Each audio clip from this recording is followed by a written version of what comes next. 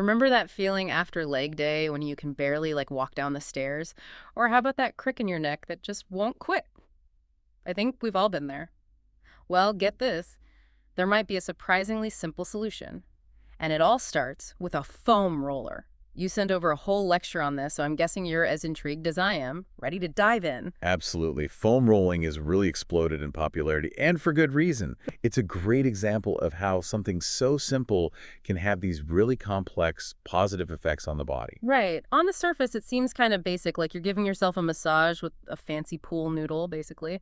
But the lecture you sent over gets into the nitty-gritty science of it all, starting with this thing called fascia. Now, I'm gonna be honest, I've heard the term thrown around, but I'm not sure I ever really grasped what it was or why it even mattered. Okay, so think of fascia like this. Imagine all your muscles are wrapped up in this, well, like a thin, kind of sticky plastic wrap. That's kind of what fascia is like. It's this interconnected web of tissue that surrounds and supports your muscles, your organs, even your bones. And when that plastic wrap gets all bunched up or tight, it can really restrict your movement and cause a lot of discomfort. Foam rolling is like gently smoothing out that plastic wrap, helping it to unstick and move more freely. Oh, okay. That actually makes a lot more sense. So it's not just about stretching the muscles themselves, it's about releasing those restrictions in the fascia. Exactly. And here's where it gets even more interesting. Remember how the lecture mentioned mechanoreceptors? They're like these tiny little sensors in your muscles and tissues. And when you foam roll, that pressure actually stimulates those sensors, and they send signals up to your brain. Get this. Those signals can actually help your muscles relax and even reduce pain signals. Whoa, hold on. So it's like we're hacking our nervous systems with a foam roller. That's wild. Okay, now I'm starting to see why the lecture talked about benefits that go way beyond just flexibility, like muscle recovery, injury prevention, even stress relief. This is almost starting to sound too good to be true. Is it really that much of a miracle worker? Well, let's maybe not call it a miracle worker just yet, but there's definitely some solid science backing up a lot of these claims. And that's what's really exciting here. We're not just talking about, anecdotal evidence. There's actual research to support it. Okay, now you're speaking my language research. Hit me with the highlights. What kind of studies are we talking about here, and what are they finding? So there was this one study published in the Journal of Strength and Conditioning Research, and they found that even short foam rolling sessions, like, just a few minutes, can make a real difference in your joint mobility.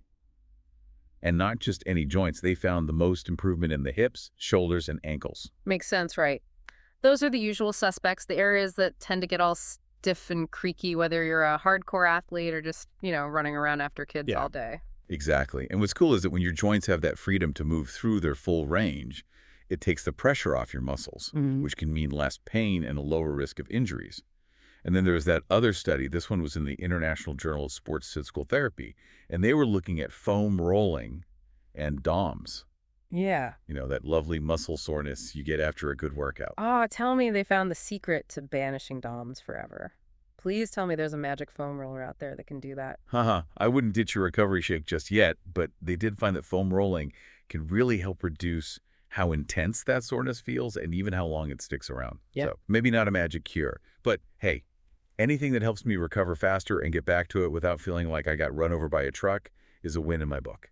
Okay, I'm listening, I'm listening. Now, the lecture did get into all the different foam rolling techniques, and I'll be honest, it was a little overwhelming. So many moves, so many body parts you can target. Do I need to be a professional contortionist to do this right? Where do I even begin? Oh, I totally get it.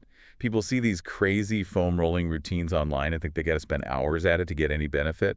But honestly, you can keep it really simple, especially when you're just starting out.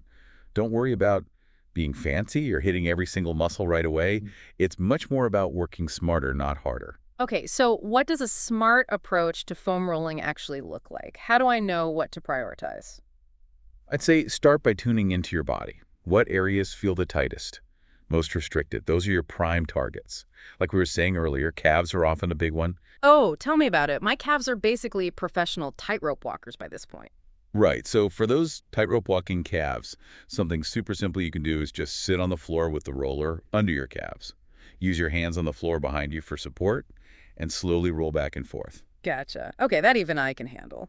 What about the upper back? I swear, between my computer and scrolling on my phone, my upper back is always screaming for some TLC. Another great one to target. For your upper back, you'll want to lie on your back with the roller positioned under your shoulder blades. Important note here, make sure you avoid putting it directly on your lower back. Keep your feet flat on the floor, arms crossed over your chest, and gently roll from your shoulders down to about midway down your back. Okay, shoulders to mid-back. Check. Now, gotta ask about something else the lecture mentioned. Apparently, there's some controversy around foam rolling. Is it too good to be true? Are there downsides or things people should watch out for? Give it to me straight. Yeah, that's a fair question. I mean, it's easy to get caught up in all the hype, right? But it's always good to be a little skeptical. So where do we start?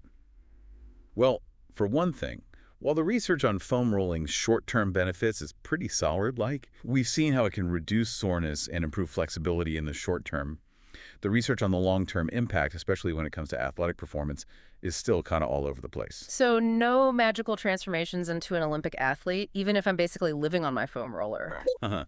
Probably not. At least not by itself. Consistent training and proper recovery are still key, no matter what. And speaking of recovery, that actually reminds me of something else the lecture brought up.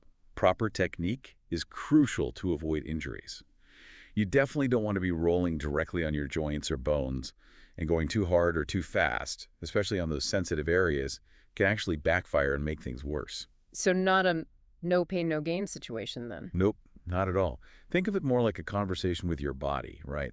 You're trying to find that sweet spot where you feel some pressure and release, but not actual pain. More like a hurts so good kind of feeling, not sharp or stabbing. Makes sense.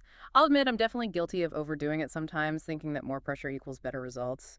But it sounds like a gentler approach is the way to go here. For sure. Listen to your body, and if something doesn't feel right, just ease up. You know, it's funny, go back to what we were talking about earlier with the fascia and mechanoreceptors. Mm. It really is incredible to think that something as simple as rolling around on a foam tube can have such a big impact, even at a neurological level. I know, right? It's kind of mind-blowing. This whole deep dive has really been eye-opening for me. It's not just about, looking good or even just physical performance. It's about, understanding how our bodies actually work and supporting them in a holistic way. Totally agree. It's all about finding what works best for you and making it a part of your routine in a way that feels, sustainable, something you can actually stick with. Well said.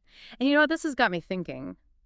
The lecture was really focused on the physical benefits, which are obviously huge, but given this whole connection to fascia, the nervous system, and relaxation, what about the potential for mental well-being? Could foam rolling maybe help with managing stress, improving sleep, or even with chronic pain that has a big nervous system component to it? Ooh, that's a really interesting question, and it's actually something that researchers are starting to explore.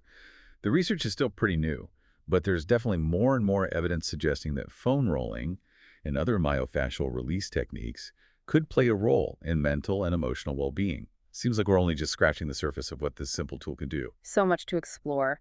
Well, I don't know about you, but I am suddenly feeling very inspired to dust off my foam roller and get rolling. Me too.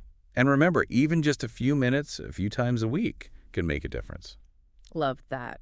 All right, folks, you heard it here. Time to break out those foam rollers and show your body some love. You never know what benefits you might unlock along the way. Until next time, keep those brains engaged and those bodies rolling.